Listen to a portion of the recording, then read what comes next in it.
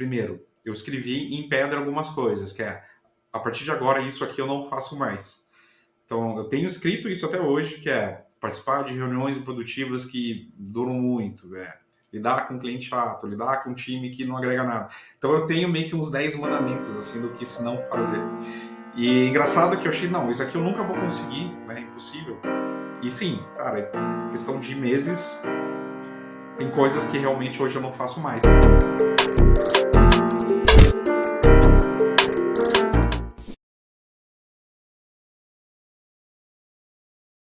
Uma dessas é também não trabalhar no final de semana. Eu não tenho escrito não trabalhar no final de semana, mas eu não coloquei assim, não trabalhar em horários que eu seja obrigado a trabalhar. Então, sei lá,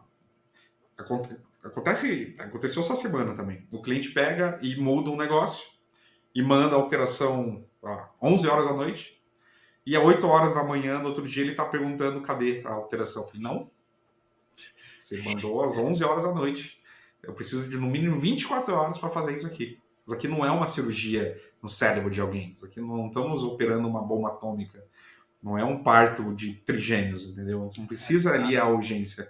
Pois é, tem uns clientes que são muito sem noção. Eles acham que a gente não tem vida, né? Você como freelancer, você trabalha a qualquer horário, não tem vida. Ah, pô, não é assim, né? Não é assim. E para a gente finalizar essa parte de paternidade, uma pergunta.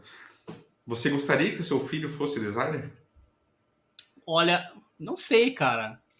Não sei. É porque você fala designer, pode ser designer de trocentas mil coisas diferentes, né?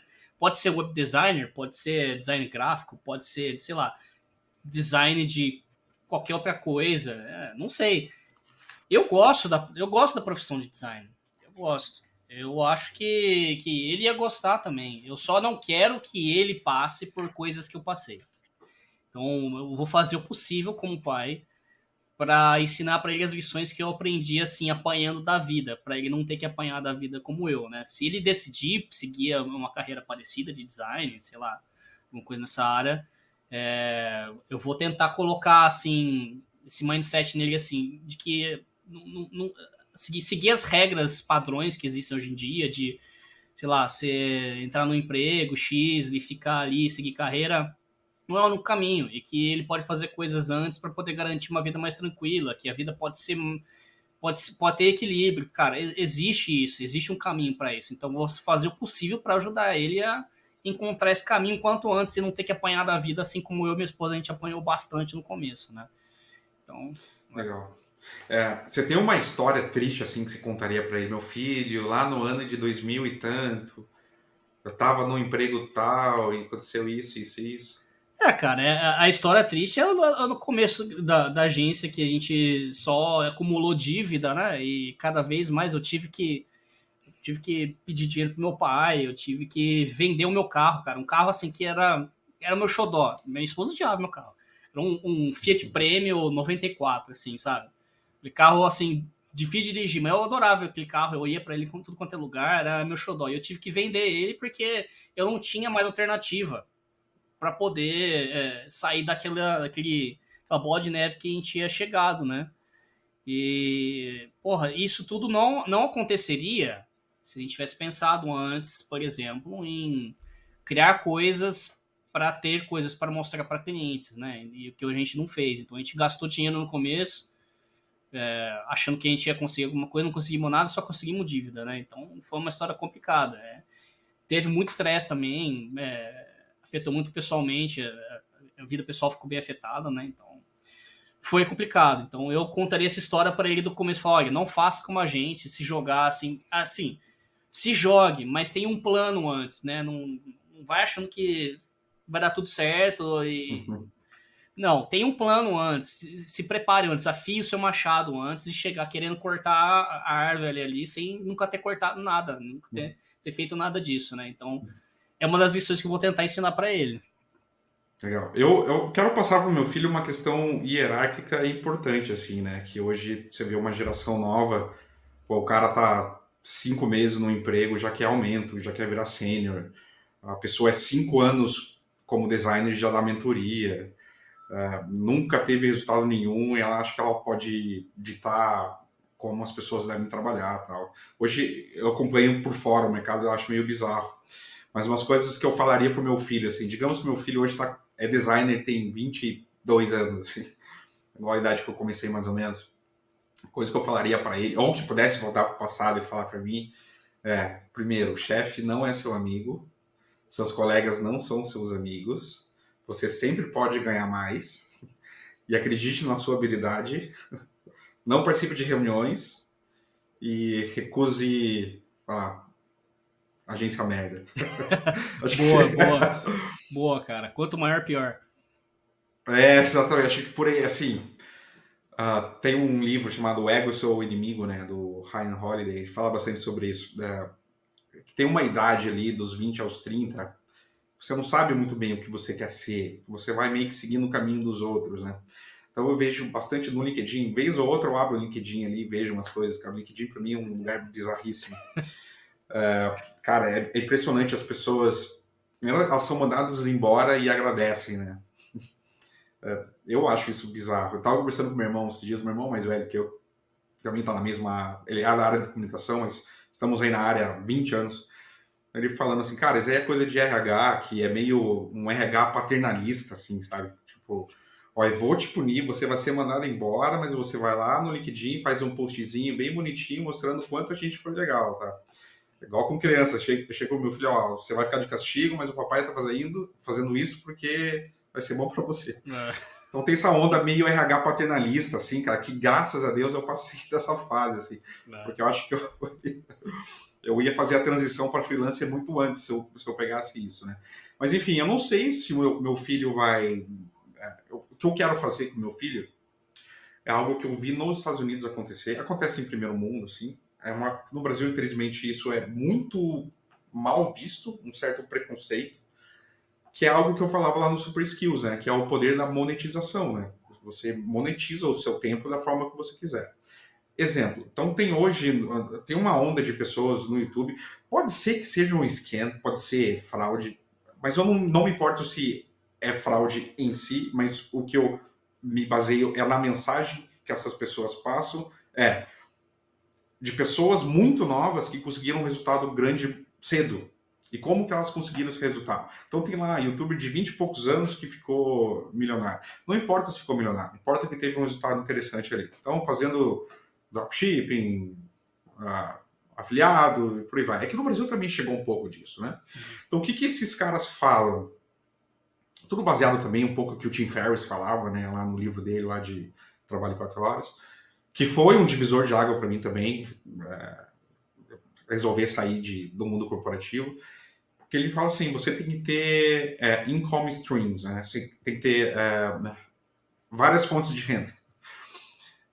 Assim, um engenheiro, ele vai na faculdade, ele se forma em engenheiro, ele faz questão de morrer engenheiro.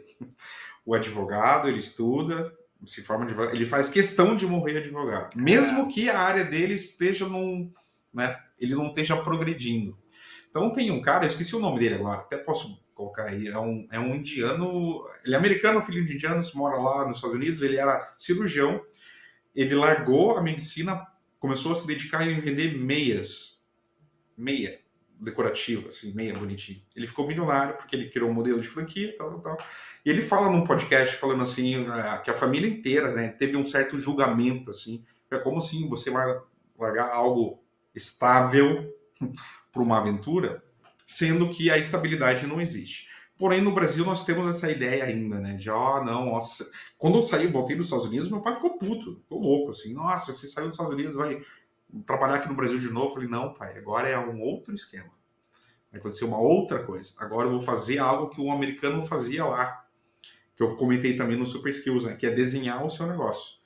Então, se alguém pergunta, é muito bizarro, porque eu vou no médico, converso com pessoas lá, os pais dos alunos lá da escola do meu filho. Ô, João, o que você faz da vida? Cara, eu fico naquele meio tela azul, assim, cara, o que eu vou explicar? Pego o Uber aqui, o que você faz? O que você faz? Puta, como que eu vou explicar? Eu falei, cara, eu faço site. Então você é só um quebrado. Mal sabem eles.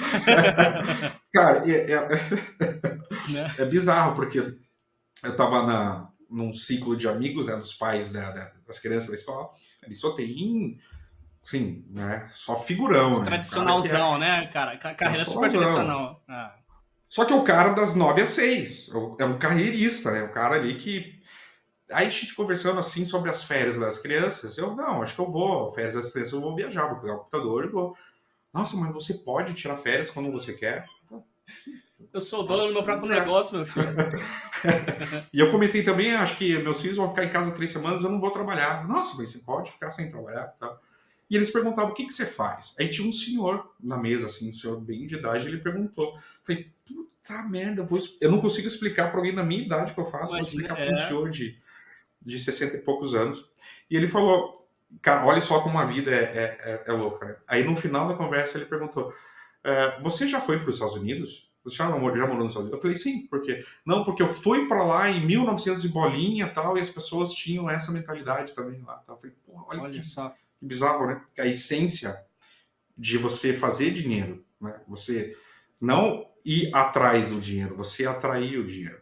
Você atrai o dinheiro ou você atrai um estilo de vida que você se adequa nele, né? Então, aí quando você tem esse estilo de vida, pouco importa se você tem filho, gato, cachorro e tal. Você está no controle da situação. Então é isso mais ou menos que eu quero passar para os meus filhos. Você quer ser designer? Seja. Não vai trabalhar em agência, cara. Crie uma agência. Você quer ser desenvolvedor? Não vá trabalhar numa startup, cara. Abra uma startup. Óbvio que tem que ter uma experiência de você conhecer pessoas e tal. Mas onde que o Mark Zuckerberg trabalhou antes de fazer o Facebook? Né? Ele estava estudando. Onde que o Elon Musk trabalhou antes de criar o X.com, que era o primeiro site dele, né? É isso aí. Onde que o Bill Gates estava? Né? Ah, mas está falando só do 1% ali do mundo, tal. Cara, e tem várias outras camadas de pessoas que elas criaram o negócio delas. E esse negócio virou um mercado. Elas não foram lá, quero entrar numa agência para fazer sites legais.